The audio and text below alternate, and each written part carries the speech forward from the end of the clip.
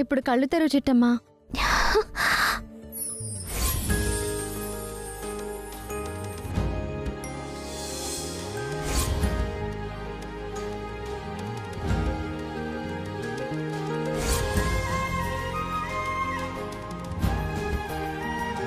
వదినా, ఈ సీరలేటి, ఈ నగలేటి, అసలు ఇవన్నీ ఎవరు తెచ్చారు? నేనే తెచ్చాను. నువ్వా? అవును చిట్టమ్మా, తెచ్చింది నేనే అయినా తెప్పించింది మాత్రం నేను.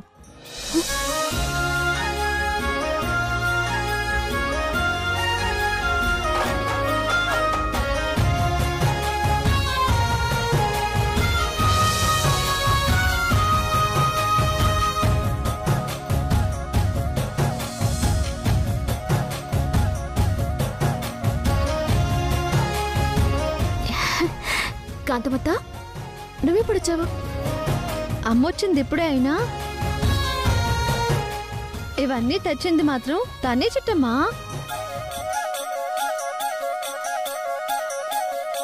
అమ్మా, ఇవన్నీ నువ్వు తెప్పించావా?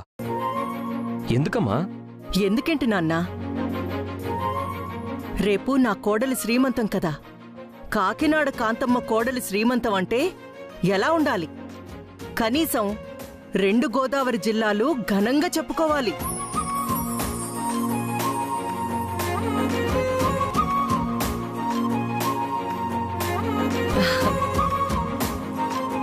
నా కోడలి సీమంతం 10 కాలాల పాటు మర్చిపోకుండా ఉండాలి.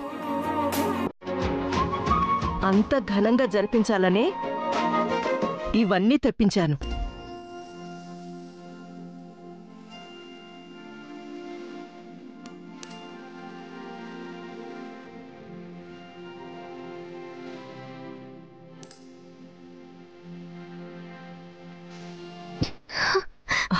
చిట్టి, ఏంటా కన్నీళ్ళు? దా.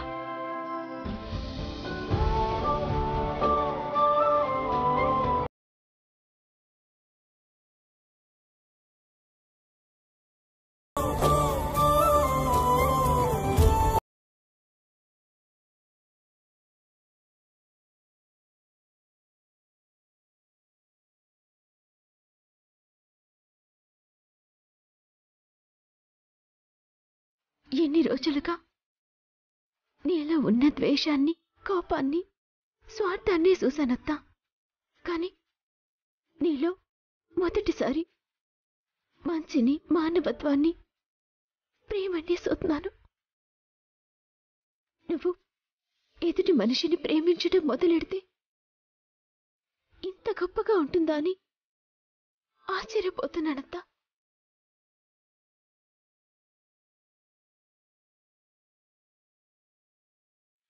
గొప్పతనం గొప్పతనం అంటున్నావే,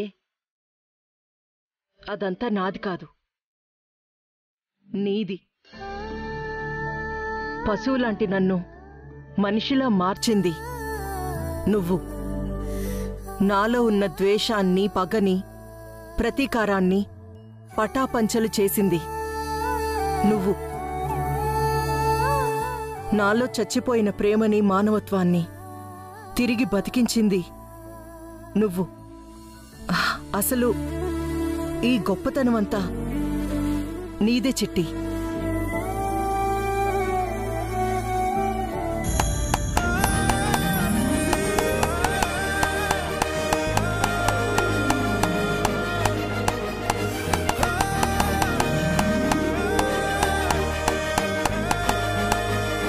అమ్మయ్య, ఇన్నాళ్లకి అత్తాకోడళ్ళిద్దరూ కలిసిపోయారు.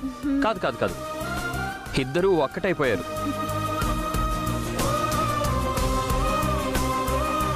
ఇన్నాళ్ళు టామ్ అండ్ జెర్రీలా కొట్టుకున్న అత్తాకోడళ్ళు ఈరోజు ఆదర్శవంతమైన అత్తాకోడళ్ళుగా మారిపోయారు. ఇది కళా నిజమా అని మాకే అనిపిస్తుంది.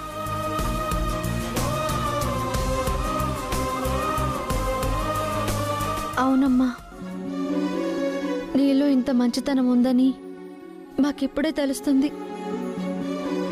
ఇలాంటి అమ్మ కడుపులో పుట్టడం నిజంగా మా అదృష్టమమ్మా.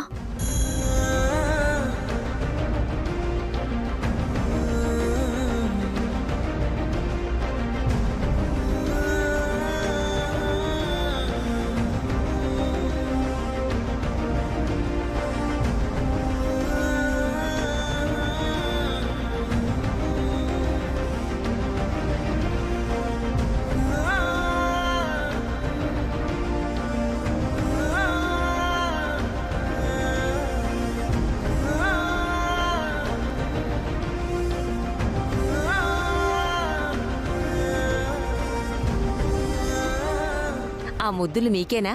మాక్కూడా ఏమైనా ఉన్నాయా?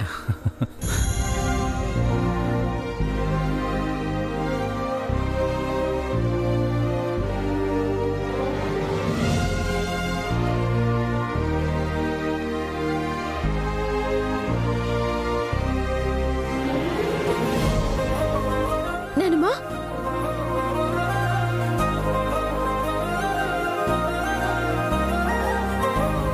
నానమ్మా,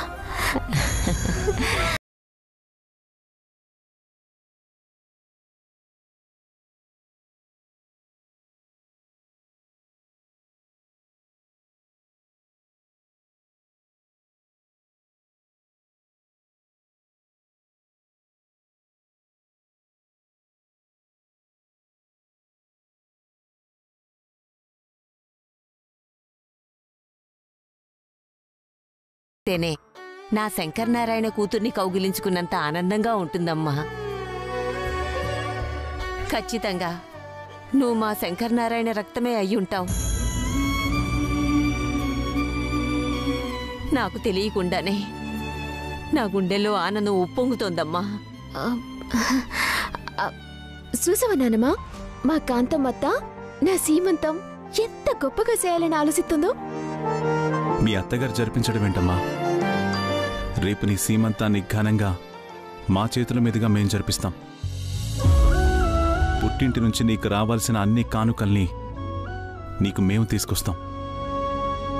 నిజంగా నువ్వు శంకరనారాయణ కూతురువే అయితే జమీందారీ వంశంలో సీమంతం ఎంత ఘనంగా జరుగుతుందో అంతే ఘనంగా జరిపిస్తామమ్మా.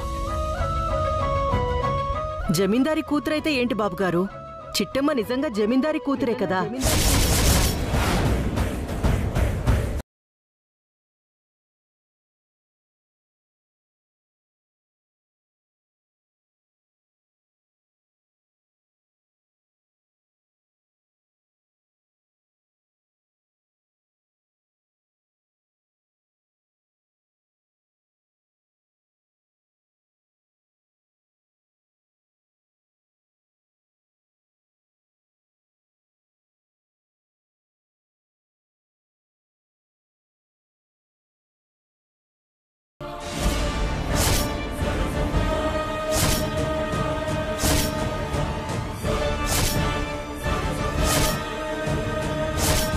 అయ్యో భగవంతుడా, అనవసరంగా నోర్జారానా? అయితే ఏంటి, ఇప్పటికైనా నిజం చెప్పేస్తే మంచిది. నేను చేసిన పాపాల్ని కొన్నైనా కడిగేసుకుందాన్నవుతాను. ఎస్, చెప్పేస్తాను.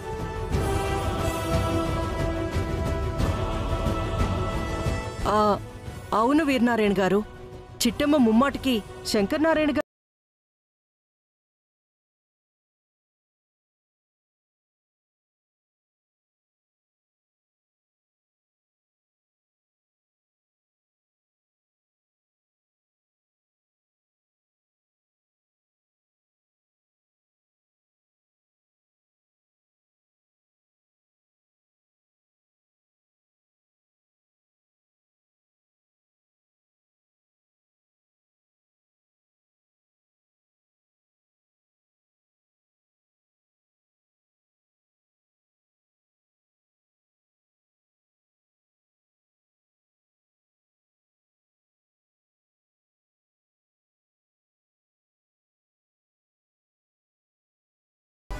అచ్చి బాబాయ్, కాంతమత్త నోరు జారింది.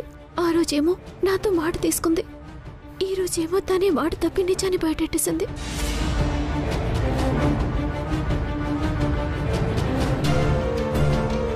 ఆ రోజు మా అమ్మ మా అక్క కొడుకు మీద ఒట్టు పెట్టి మరీ నిజం చెప్పొద్దు అంది. కానీ ఈరోజు అదే అమ్మ ఒట్టు పక్కన పెట్టి నిజం బయట పెట్టింది. నా అల్లుడికి ఆ ఒట్టు తప్పిన దోషం తగలకూడదంటే నేను అబద్ధం ఆడాలి. ఏంటి సార్ మీరు, మా అమ్మ ఏదో తమాషా కంటే మీరు కూడా అదే మాట పట్టుకుంటున్నారేంటి? తమాషాకం లేదు, నిజంగానే అంది కదా కాంతమ్మా?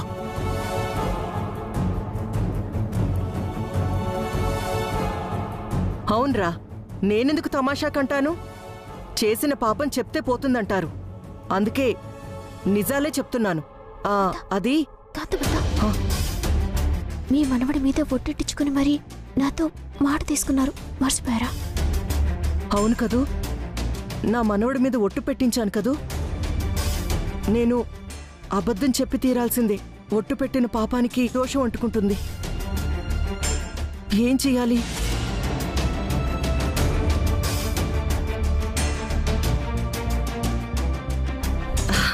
అవును సార్, ఏదో మీ తృప్తి కోసం అలా అన్నాను కానీ చిట్టమ్మ మీ వారసురాలేంటండి? చచా, కాదు, లేదు. నాకు అర్థమైంది కాంతమ్మ. అందరూ కలిసి నా ముందు నాటకాలు ఆడుతున్నారు.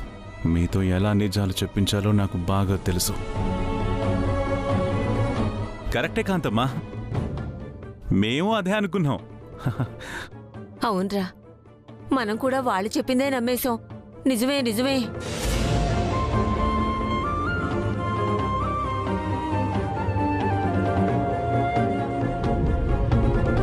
చిట్టమ్మ, రేపు అందరం వస్తున్నాం. సంతోషంగా నీ సీమంతం వేడుక మేం జరిపిస్తున్నాం. సరేనా? నాకు చాలా సంతోషంగా ఉంది బాబాయ్. నాకిప్పుడు పట్టరాని ఆనందంగా ఉంది. ఉప్పొంగిపోయేంత సంతోషంగా ఉంది. అమ్మయ్యా, మొత్తానికి మా చిట్టమ్మ గారి సీమంతం. కాకినాడ ప్రజలంతా మా ఆహ్వానాన్ని మన్నించి విచ్చేయవలసిందిగా కోరుతున్నామహో.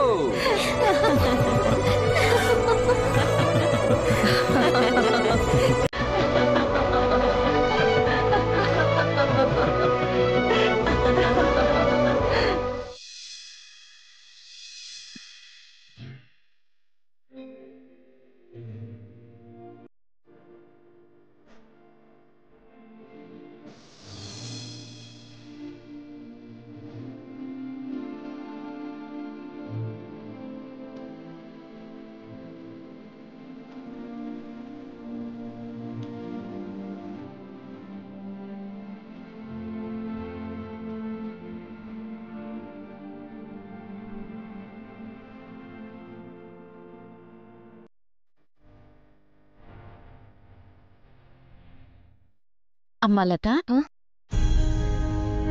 ఇదిగో ఈ కాఫీ తీసుకో. అవును, ఏంటమ్మా ఇవన్నీ? అత్తయ్యా, మీకు చెప్పలేదు కదూ, అది మొన్న చిట్టమ్మక్క వాళ్ళ ఇంట్లో కలిసినప్పుడు బాబాయ్ బామ్మ నాకివన్నీ ఇచ్చారత్తయ్యా. నిజమా? మా అన్నయ్య నీకీ బహుమతులన్నీ ఇచ్చాడా? అవునత్తయ్యా.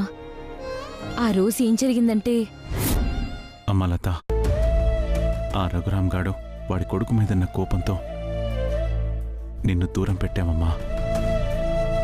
ఇన్నాళ్ళకి మా అన్న కూతురు దగ్గరైనా నీ మీద మా ప్రేమను చూపించలేకపోయాం. నీ ప్రేమను మేము పూర్తిగా పొందలేకపోయాం. అవునమ్మా, ఏ జన్మలో ఏ పాపం చేశామో మనవరాలు కంటి ముందే ఉన్నా మనసారా పలకరించలేని దుస్థితిలో ఉన్నామమ్మా. జరిగిందేదో జరిగిపోయిందిలేమ్మా. అమ్మా లత, నువ్వు ఆ ఇంటి కోడలివి కాబట్టి మీ ఇంటికి మేము రాలేకపోవచ్చు. కానీ పుట్టింటి వాళ్ళ నుంచి నీకు రావాల్సినవన్నీ వస్తాయి, వచ్చి తీరుతాయి. అమ్మా,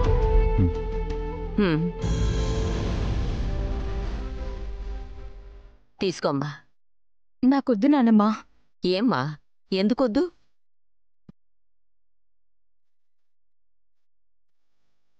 ఇంకా తన అత్తగారి కుటుంబాన్ని మీ కుటుంబమని అంగీకరించలేనప్పుడు, వాళ్ళ మావగారిని, భర్తని వాడు వీడు అని అమర్యాదగా మాట్లాడుతున్నప్పుడు మీరిచ్చే బహుమతులు మాత్రం ఆ ఇంటి కోడలు ఎలా తీసుకుంటుంది బాబాయ్? అవును బాబాయ్, నన్ను మీ అన్న కూతురిగా అంగీకరిస్తే నా అత్తమామల్ని కూడా నా బంధువులుగా అంగీకరించాలి. అప్పుడే ఇవన్నీ తీసుకుంటాను. నువ్వు ఆ ఇంటి కోడలు అయ్యావని తెలిసి నిన్ను నా అన్న కూతురిగా అంగీకరించడానికే మాకిన్నాళ్ళు పట్టిందమ్మా. అలాంటిది నాకు నమ్మక ద్రోహం చేసిన ఆ ఇంటి మనుషుల్ని నా మనుషులుగా అంగీకరించడానికి ఇంకాస్త సమయం పట్టదా అమ్మా? చాలు బాబాయ్, చాలు. శత్రువులుగా చూసే మావయ్యని మనింటి మనుషులుగా చూడటానికి సమయం పట్టదా అని అన్నావు చూడు, అది చాలు బాబాయ్. సమయం పట్టినా పర్లేదు, వాళ్ళని మన వాళ్ళని అంగీకరిస్తే చాలు. ఏం చేస్తామమ్మా, మేము మనుషులమే కదా. వాళ్ళు చేసిన ద్రోహాల్ని దుర్మార్గాల్ని మర్చిపోవడానికి కాస్త సమయం పడుతుంది. అవన్నీ వదిలేసి మేమిచ్చే కానుకలు తీసుకోమ్మా. ఇంకా ఆలోచిస్తున్నావేటి చెల్లి? మావయ్యని వర్మని క్షమించడానికి కాస్త బాబాయ్ సమయం అడిగారంతే. తీసుకోమ్మా. తీసుకోమ్మా.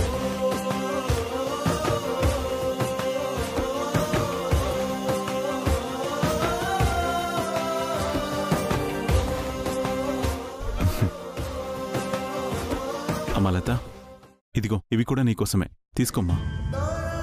ఏంటి బాబాయ్ ఈ బొమ్మలేంటి? శుభమా అని అత్తారింటికెళ్తున్నావు కదమ్మా, త్వరలోనే నన్ను తాతయ్యం చేయాలన్న ఆశతో ఈ బొమ్మలు ఇస్తున్నానమ్మా. ఈ బొమ్మల్ని చూసిన ప్రతిసారి నువ్వు నన్ను తాతని చెయ్యాలి అనే విషయం నీకు గుర్తుకు రావాలి. తీసుకోమ్మా.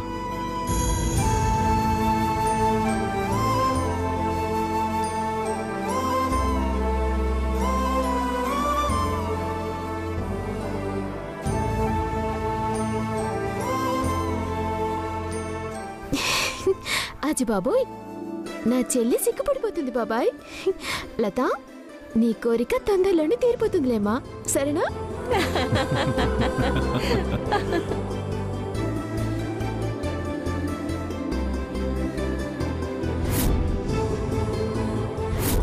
బాబాయ్ నానమ్మ ఎంతో ప్రేమతో ఇచ్చారత్తయ్య.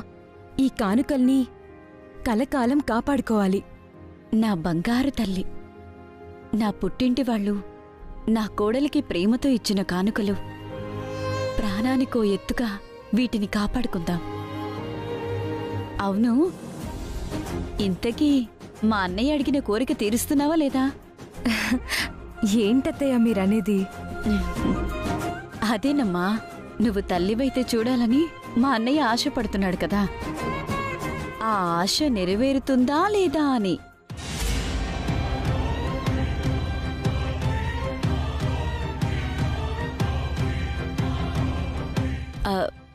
బాధపడకమ్మా, పరిస్థితులన్నీ ఎప్పుడూ ఒకేలా ఉండవు. నా భర్తని కొడుకుని చూడగానే అగ్నిపర్వతంలా రగిలిపోయే అన్నయ్యే వాళ్ళని క్షమించడానికి కాస్త సమయం అడిగాడు చూడు, అప్పుడే అర్థమైందమ్మా మనకి మంచి రోజులు రాబోతున్నాయని. ఆయనే మారగా లేనిది వీళ్లు మారరంటావా? ఖచ్చితంగా మారతారు. నువ్వేం దిగులు పడకు. ఇదిగో ఈ కాఫీ తీసుకో.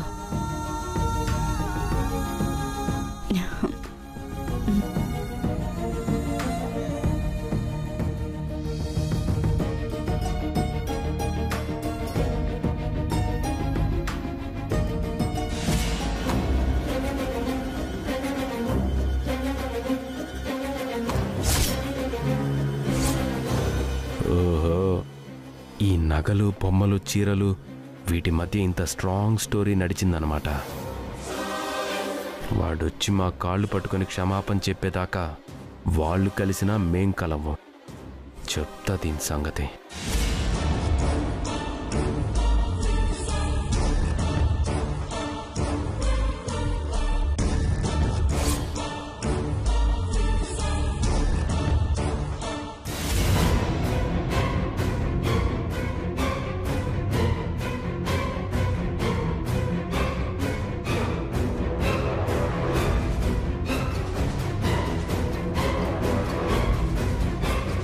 ఎందుకంత భయంగా చూస్తున్నావు? అది ఆ నగలు, ఈ చీర, ఈ బొమ్మ ఇవన్నీ ఎవరిచ్చారు? అంటే అది వర్మ. అది శతవ డ్రామాలు ఆడావంటే పీక నొక్కి చంపేస్తా. అలా అనను గాని నువ్వు నిజం చెప్పు. అది మా చిట్టెమ్మకిచ్చింది. చిట్టెమ్మక్క? అబద్ధాలు ఆడటం ఎప్పటి నుంచి నేర్చుకున్నావే? అదేంటి వర్మ అలా అంటున్నావు? నేను ఇలాగే అంటానే. ఎందుకంటే ఇవన్నీ ఇచ్చింది ఆ వీరనారాయణ గాడు. వాడి పేరు ఇంట్లో వినపడ్డానికి వీల్లేదని చెప్తే ఏకంగా నువ్వు వాడిచ్చిన బహుమతులే పట్టుకొస్తావా? చిచి, సిగ్గులేందా?